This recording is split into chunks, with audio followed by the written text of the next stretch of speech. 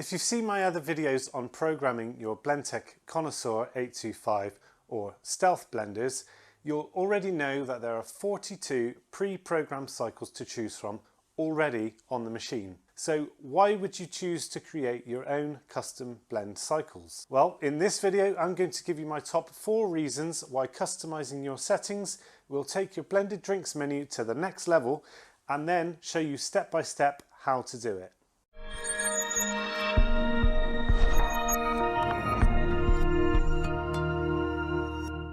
Every second counts. The aim of the game here is to minimize the amount of time your drink spends on the blender. Say for example you're a smoothie bar and you make 100 smoothies per day.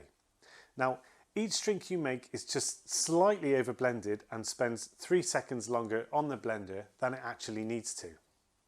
3 seconds multiplied by 100 drinks is 300 seconds or 5 minutes per day, where the blender is running, your staff are waiting, and more importantly, your customers are waiting. Change the menu. Now, you don't need me to tell you that keeping your drinks menu on trend is key to gaining new customers, whilst keeping your existing customers interested and coming back for more of your delicious drinks. You might change your menu with the seasons, or you might switch it up more regularly, say with a monthly special. Either way, you can take your Blendtec Blender on that journey with you and update the settings just as regularly as you update your menu board.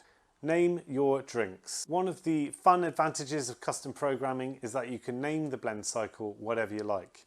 This makes it really easy for your staff to know which button to press for which drink, as the name will actually appear on the screen of the blender. Another nice touch is that you can actually change the home screen message from Blendtec or multi-purpose to the name of your cafe, or whatever you like for that matter.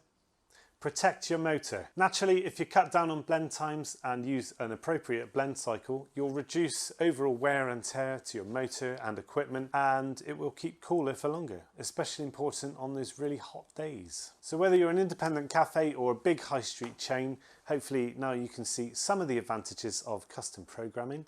So let's just dive straight in and I'll show you how to do it. The first thing you'll need to do is go to my.blendtec.com.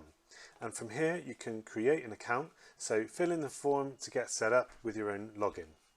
Once you're in, you can select your blender model, and as you can see here we have either the Stealth or Connoisseur models. If you have a space saver, then you should select Connoisseur. On the next page you can see we have the 4 built-in profiles: multi-purpose, smoothie, coffee and milkshake. To create a brand new profile from scratch, we need to select one of these and then click on Clone Selected Profile. Give your new profile a name and then click on Confirm. Then we'll use this clone profile as our base for building our new profile. So click on your clone profile and then select View Edit Profile. On this screen you have on the left hand side numbers 1 to 6. These represent the buttons on your blender's touchpad. In this case, button 6 on the Connoisseur is actually the pulse button. On the right hand side here you have Blendtec cycles, which are the 42 pre-programmed cycles already on your blender, custom cycles, which are all the cycles you have created, and pulse cycles. Pulse cycles are where you press and hold the button on your blender for manual control. These are really good for food preparation. Going back to Blendtec cycles, you can scroll through and take a look at all 42 cycles here. I'm going to set button 1 to salsa, so I'm going to select button 1 and then click salsa. We'll also have button 2 as large ice cappuccino, and button 3 as large milkshake 1. I'll also disable buttons 4 and 5 because I don't need to use those in my pretend cafe. And the pulse button, I'm going to leave it as it is. If I want to edit these cycles in greater detail, we need to go back and click on the cycle we want to adjust. Let's edit large ice cappuccino as an example. So highlight that and then click on Edit Selected Cycle. This brings us to a new screen where we can make adjustments to the speed of the blender and the length of time it blends for. Now this vertical axis here represents the motor speed, and as you can see there are 10 speeds to choose from, which are speeds 1 to 9, and then you've got a half speed here. And these are all represented by coloured bars, as you can see up here. The horizontal axis represents time in seconds. In the bottom right corner here you can see the entire cycle duration.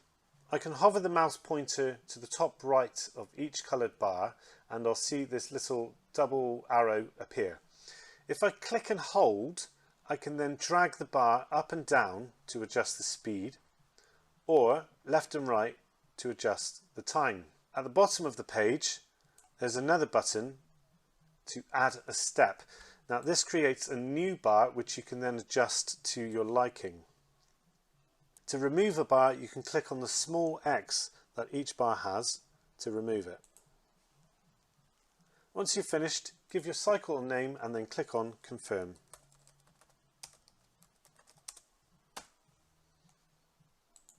This takes us back to the home page, and if we click on Custom Cycles we can find our newly created cycle here.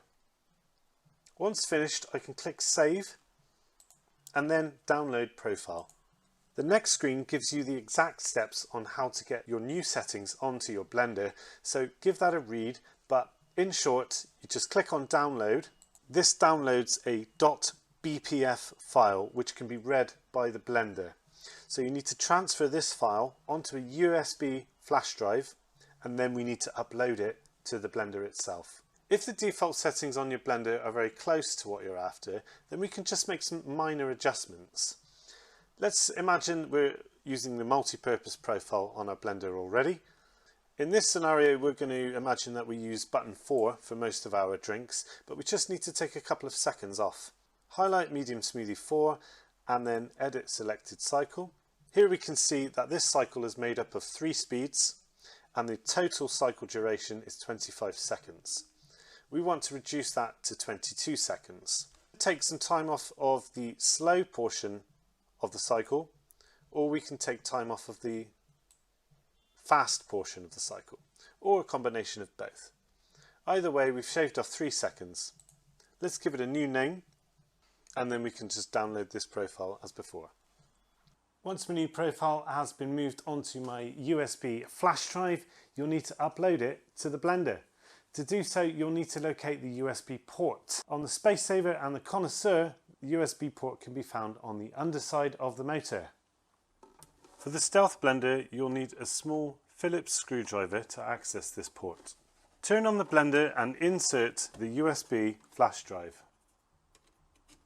With the Space Saver and Connoisseur models in menu mode, button 1 is to scroll through the options, button 5 is to confirm a choice, and if you make a mistake, the pulse button takes you back a step. With this in mind, when you put the USB flash drive in, USB flash drive will appear as a message on the screen. Press button 1. You can scroll through the different options here. In this case, I'm going to import profile. Press button 5 to confirm that.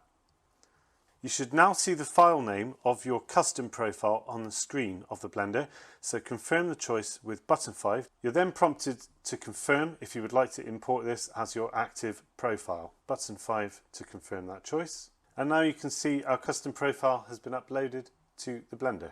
Turn the Blender off and remove the USB flash drive to finish.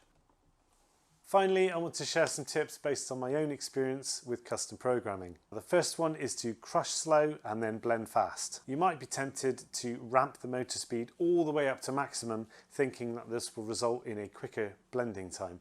But this is often incorrect because doing so will just throw the ingredients up and onto the walls of the jar, and then the blades can be spinning so quickly that the ingredients are just bouncing around inside the jar.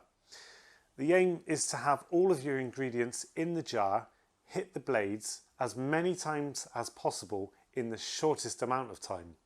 So start by crushing slow and then blending fast.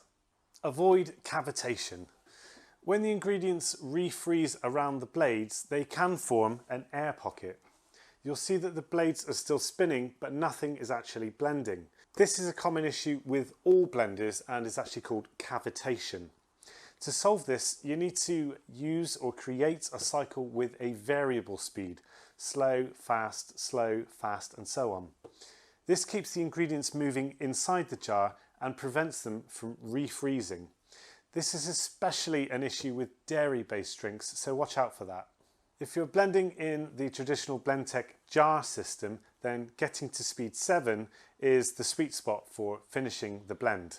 I personally avoid going any faster than that. Speed 9 in particular is so fast that it begins to heat the drink up through friction, which is really only good for soups or items which are then later going to be cooled. If you're using the Blendtec Nitro blender and are blending in the cup that you're then going to serve to the customer, then I would avoid going any higher than speed 4 or 5, which is more than enough to get the job done. Thanks so much for watching this video. Good luck, and let me know how you get on with your custom programming.